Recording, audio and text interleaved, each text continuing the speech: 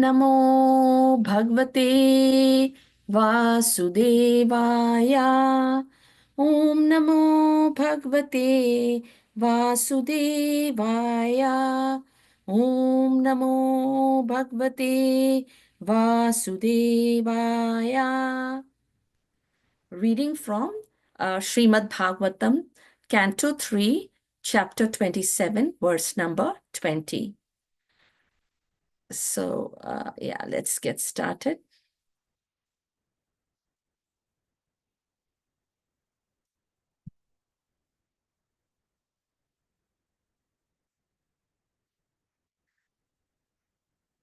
Vachit tattva vamirshena nivritam bhayam ulbanam anivritta nimittatvat puna pratya vatishthate. Synonyms: Kvachit, in a certain case; tattva, the fundamental principles; ava marshena, by reflecting upon; nivritam, avoided; bhayam, fear; ulbanam, great; anivritta, not seized; nimitatvat, since the cause; punha, again; um, pratya vatishthate is it appears. Translation: even if the great fear of bondage is avoided by mental speculation and inquiry into the fundamental principles, it may appear again, since its cause has not ceased. Translation by Srila Prabhupada. Even if the great fear, we already read that, but I will read it again. Even if the great fear of bondage is avoided by mental speculation and inquiry into the fundamental principles, it may still appear again, since its cause has not ceased. Purport. Material bondage is caused by putting oneself under the control of matter because of the false ego of lording it over material nature. Bhagavad Gita 7.27 states, Ichha, Dvesha, Samuthena. Two kinds of propensities arise in the living entity. One propensity is Ichha, which means desire to lord it over material nature or to be as great as the Supreme Lord. Everyone desires to be the greatest personality in this material world. Dvesha means envy. When one becomes envious of Krishna or the Supreme Personality of Godhead, one thinks, why should Krishna be the all in all? I'm as good as Krishna.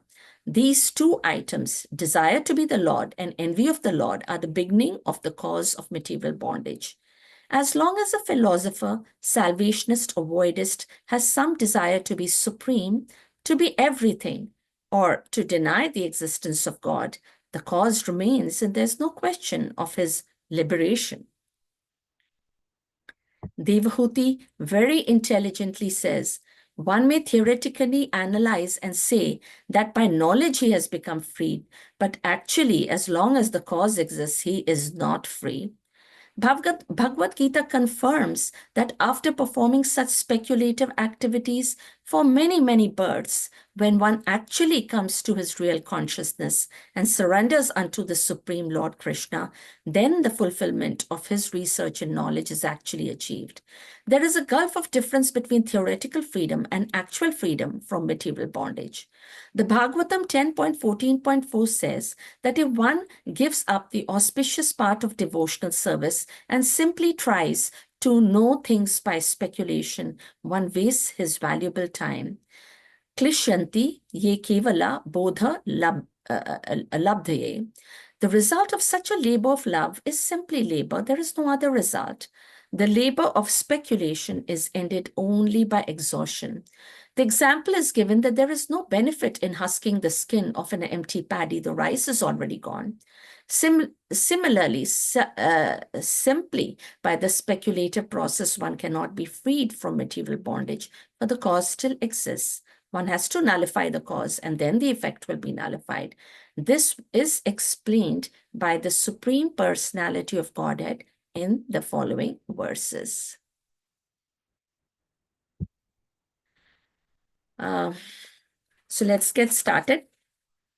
Om Jnana Jnananjana Shalakaya Chakshu Unmilitam Yena Tasmai Shri Guruve Namaha Shri Chaitanya Manobhishtam Sthapitam Yena Bhutale Swayam Rupa Kadamayam Dadati Swapadantikam Vanchakalpatarubhascha Kripasindubhya Evacha Patitanam Pavanebhyo Vaishnavebhyo Namo Namaha Jai Shri Krishna Chaitanya Prabhu Nityananda Shri Advaita Gadadhar Shivasadi Gaura Bhakta Vrinda Hare Krishna Krishna Krishna Hare Hare Hare Rama Rama Rama Hare Hare.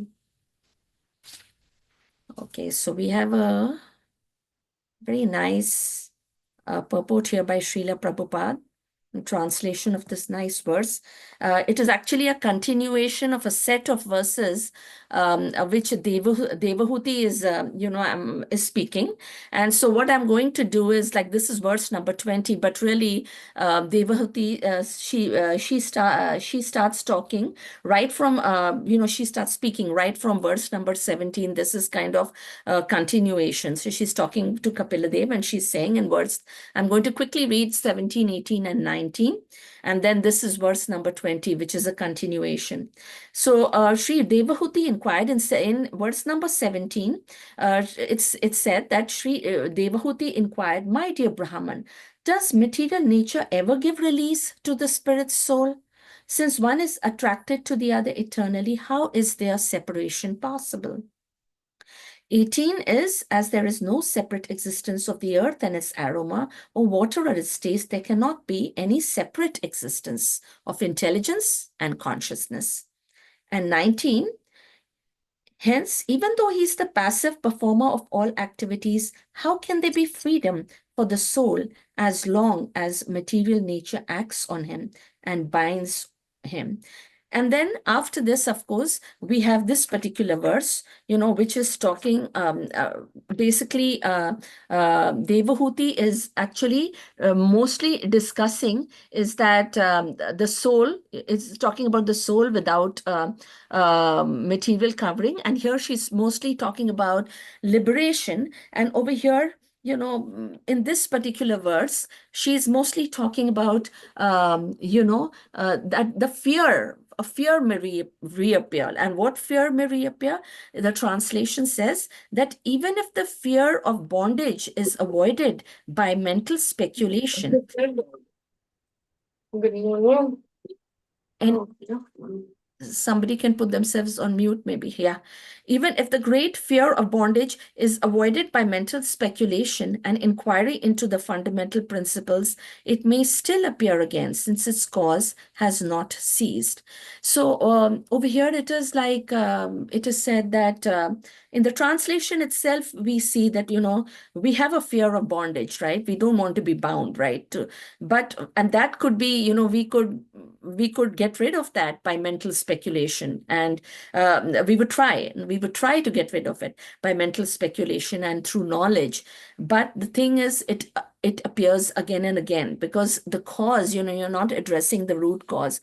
So sometimes, when we have, if we have an illness or something, we need to address the cause, right? So same thing, like here, the cause of bondage. What is the cause of bondage? That's the, like, we can take all the knowledge that we want, we can become very knowledgeable, but is this really going to eliminate our fear of bondage? And and if you don't escape bondage, of course, liberation is not possible, what Srila Prabhupada is saying. So if we look at the, we see that in the very first line of the purport, Srila Prabhupada makes it quite clear that material bondage is caused by putting oneself under the control of matter because of false ego, of lording it over material nature. Means the whole problem comes, it gets to be a problem of ego, actually, and that ego actually puts us under the control of matter.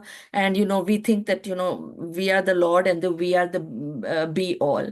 And it really starts why are we identifying with matter? Because we are actually identifying with this body. We've been given this body, and we are identifying with the body, and we want to control matter, but actually matter ends up controlling us. That is what unfortunately happens.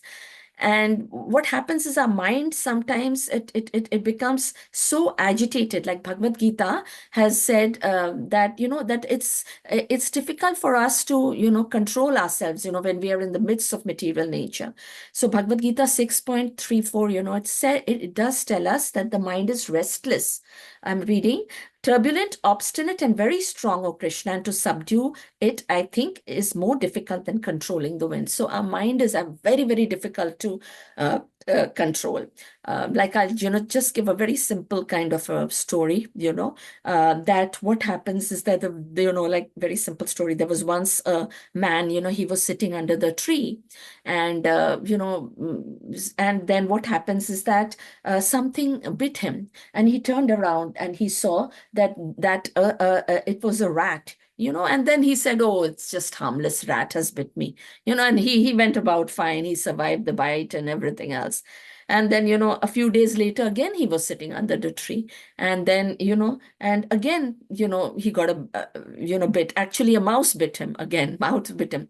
But he turned around and he saw a snake, and then he got very fearful. He's like, "Oh, snake has bit me and I'm poisoned and everything." And out of the fear, he died, you know.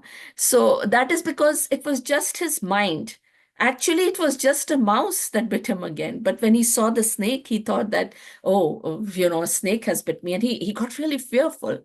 So that's the way our mind is. Our mind gets, agitated. It jumps into conclusions, and, it loses its rationality, and puts us under the control of material nature. And, two more verses in Bhagavad Gita, they explain this, that is 3.42 and 3.43. And I just wanted to remind you that, in 3.42, it said that there is dull matter, and superior to that is our senses. And then the mind is higher than the senses, and intelligence is higher than the mind. And then the soul is the higher than even the intelligence. And then 3.43, of course, says that knowing that we are transcendental to material nature, mind and intelligence, one should, steady the mind by spiritual intelligence, spiritual strength, and conquer lust. So basically, it's all for us. What is said over here is that the highest thing is the soul, and we should be connected to the soul. That's what the conclusion is. And go for more of spiritual growth. And then Srila Prabhupada, he just puts it like in so nicely. He puts it so clearly, because in the translation it says that material bondage, the fear of material bondage, it will not go until the cause goes. And right away he tells us in the first paragraph of the purport what is the cause. And he goes towards Bhagavad Gita 7.27, and he says that there are two causes why we are always in material bondage. One is ichha.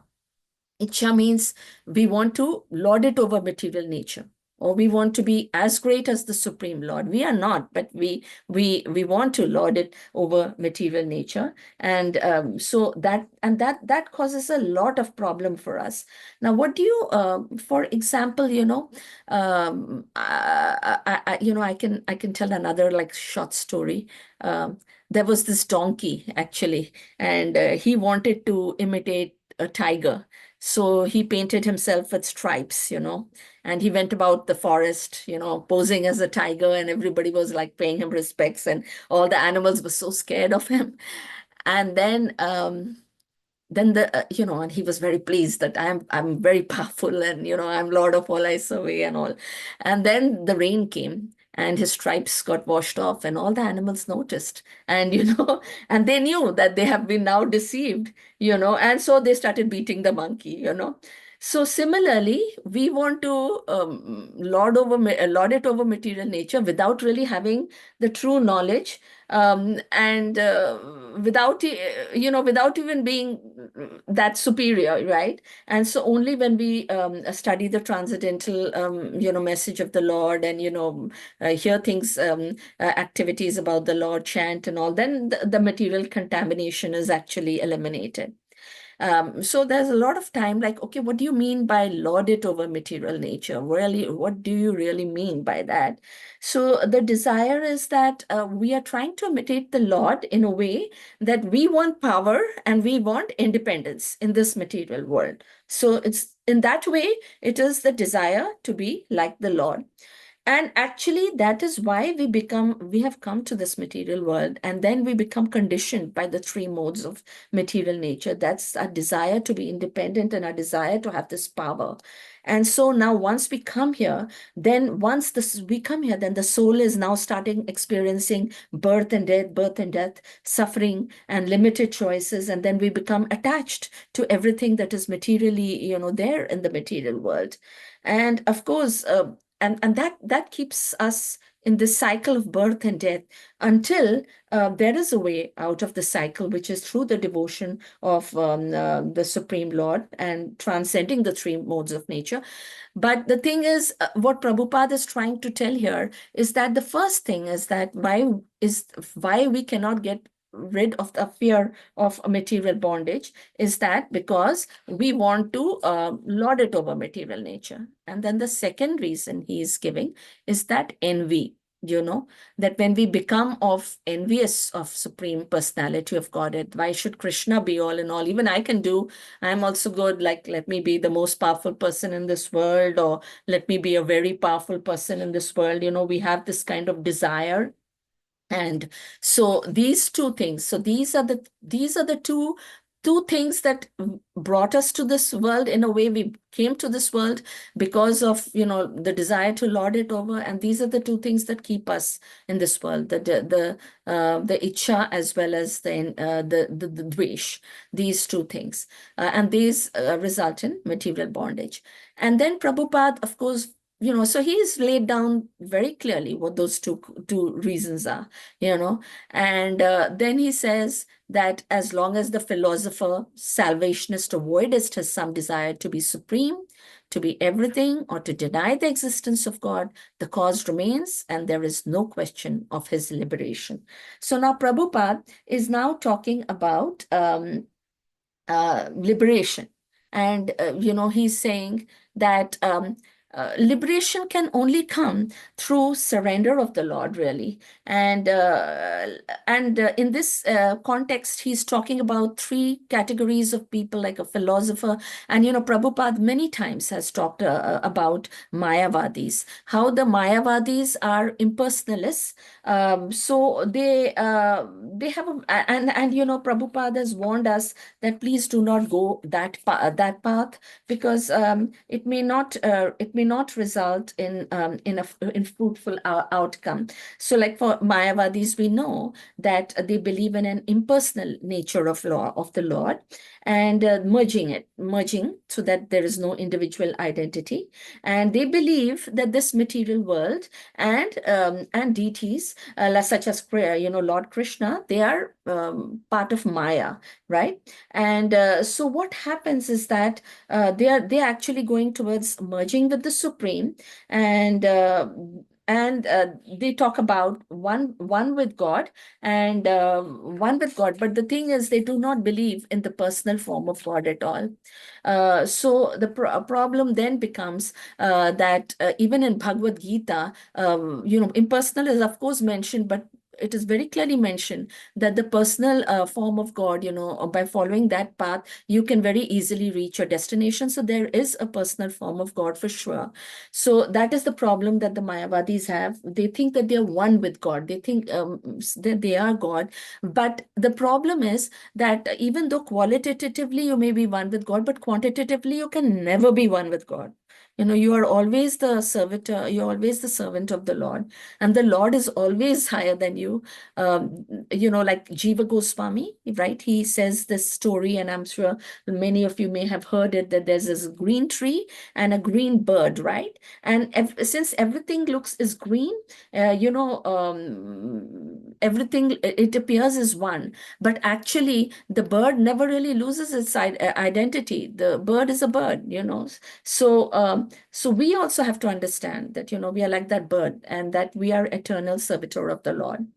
So that is one class, and I'm going to talk a little bit about Mahaprabhu, actually, because in this context, Mahaprabhu has always, I'm just going to talk a little bit about his visit to Banaras. So Mahaprabhu, two times, like he had gone to Banaras, to the house of Tapan Mishra and Chandrasekhar Acharya, and he had stayed in the house or partaken of the food or what and there were a lot of Mayavadis at that time who used to be pretty opposed to Chaitanya Mahaprabhu, because they said that Chaitanya Mahaprabhu was not really enforcing Vedanta concepts, basically. And but one day a Brahmin came to meet Chaitanya Mahaprabhu, and Mahaprabhu's agreed to have lunch and in his house, and many Mayavadi sannyasis would be would be at that house, at the Brahman's house. So Mahaprabhu, actually, finally, he agrees to go there, and there are a lot of Mayavadis over there, and Mahaprabhu actually walks barefoot into the house, and he sits down, where they wash the foot. In that area, he sits down because he considers himself really humble, and suddenly, in front of everyone, he exhibits his mystic power, and then he becomes like as effulgent as like these millions of suns and everything. And all the sannyasis saw this, and they were like taken aback, and they immediately stood up, and they, paid their respects. It was like a transcendental scene, and for them. And then Mahaprabhu said, and they said, "Why are you sitting in the foot washing area?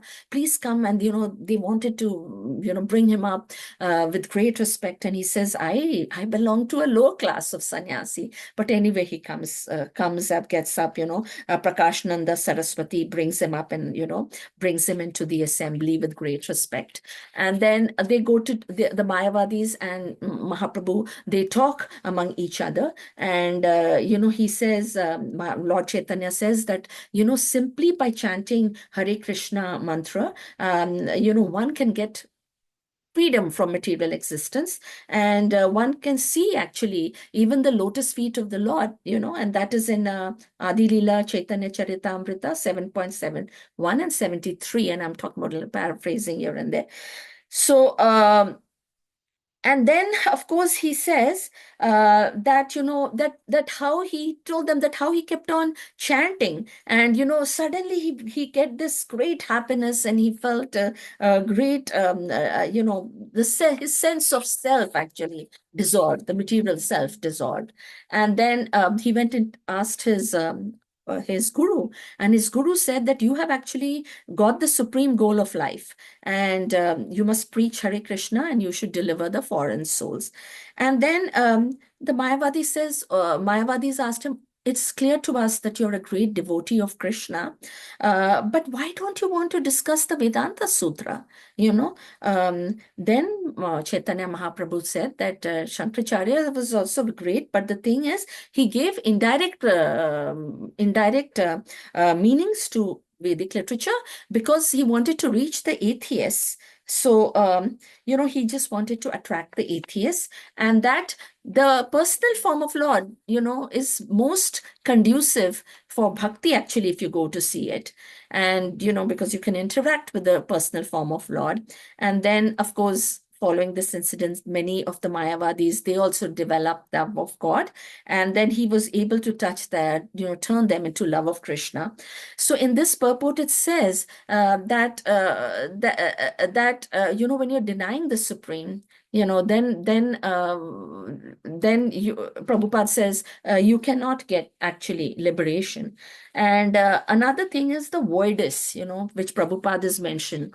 The voidists, what do they believe? They say that, well, consciousness is actually a product of matter, they say. As soon as, consciousness is gone, then everything dissolves, he says, everything goes away. But that too is not a good, is not the right thing. Prabhupada refutes that. And he says that actually the soul transmigrates, by the subtle body. And so that's also not true, as per the Bhagavad Gita. So these are some of the things that Prabhupada brings up, and he says that if you deny the existence of God, if you think that you are supreme, if you think that you want to be everything, then you can forget about liberation, because the whole essence of liberation is surrender to the Lord. That's what it is, really.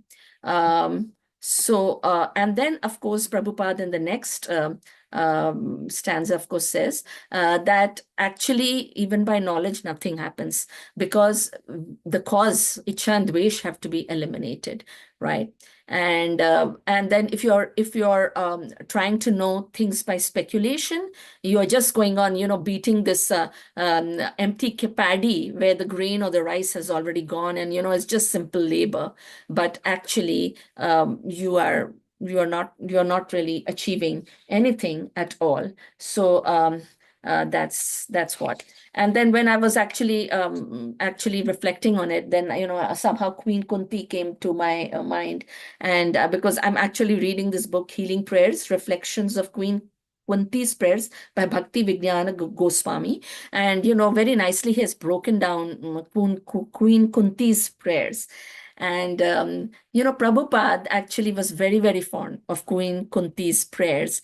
And in 1967 and 1974, both the times when he was ill, he asked that Queen Kunti's prayers be recited to him.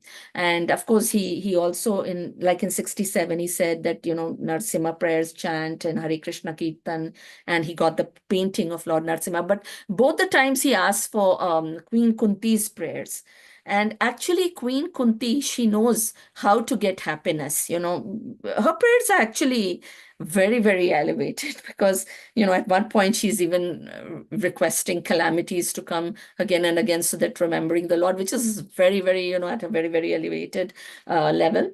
But what really I like about her prayers is, this one thing, that, O Lord of Madhu, as the Ganges forever flows into the sea without hindrance, let my attraction be constantly drawn to you without being diverted to anyone else. So it's like my mind, let it be full of attachment to you, and let there be no obstacles, just like the Ganges and all the other rivers, they just come, they overcome everything and they just come to you. So let my mind always be there. So if you see, the author of that book also says that it's not that Krishna, changed his decision after he heard of going to Hastinapur, to leave Hastinapur, after hearing Queen Kunti's prayer. And externally to others, it might seem he did not even hear the prayer, people might feel. But then, the author says it so beautifully. However, those who are truly sincere, they expect no miracles, like Queen Kunti. They know that God hears them, and they go inward and they try to listen to their hearts and feel the healing mercy as it pours down them. So it's so beautiful, is that the faith in the Lord, the surrender of the Lord, that's the only thing that can go with us. After all, what are we? We are just a small particle, or 10,000th part of the tip of the hair. But we have this whole universe that is built around us, as though we are really, really the supreme thing, as though everything is there. But God, he does not interfere with our choices. We may be little, but the thing is, if we choose him, then he does come to our rescue. So this whole thing is about this whole thing is about, firstly, getting in touch with your pure identity. Who are you really? Are you really this possession? Are you really this, family, are you really, you are the spirit soul. Coming to the point where you're recognizing that, and then connecting to Lord Krishna. The whole thing is that is there. And that also actually dissolves these causes, and that's the cause. I mean, these verses about liberation. So yeah, that's actually which leads to liberation also. So getting to the point of, and that doesn't mean abdicating your duty. That's the difficult part. But the thing is, you have to come to the point where you know that you are not all this, even though you're doing your duty and in the sincerest possible way, and then connecting with God. That's what I got out of it. But just actually looking at the verse itself, you see, the verse itself is, just a continuation. And in the next verses, of course, they will talk more about, love of God and liberation and so on. But in this particular verse is that, just I'm summarizing that, even if the fear of bondage, you're scared of bondage, you don't, you know that you have to get out of the bondage, and you're going for knowledge, you're going for speculation, but it's not going to go until you get rid of those two things. One is icha, that is lording it over material nature, and one is envy of Krishna. In other words, surrendering to Krishna, understanding your pure identity, going beyond the material modes, understanding your true identity, surrendering to Krishna. Until that happens, these two are the primary things, that is icha and envy. So, and then, material bondage will not go away until these causes are eradicated. And so that's what this verse was said. Anyone has any other reflections or comments or questions, please feel free.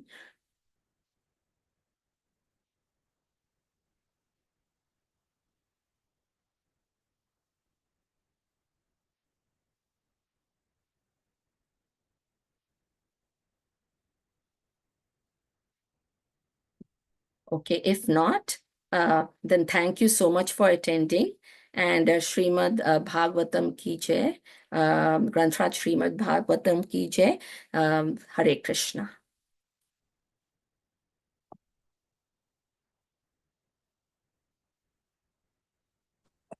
Hare Krishna Mataji, thank you.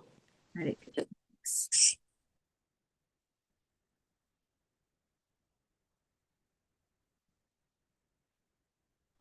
Hare Krishna.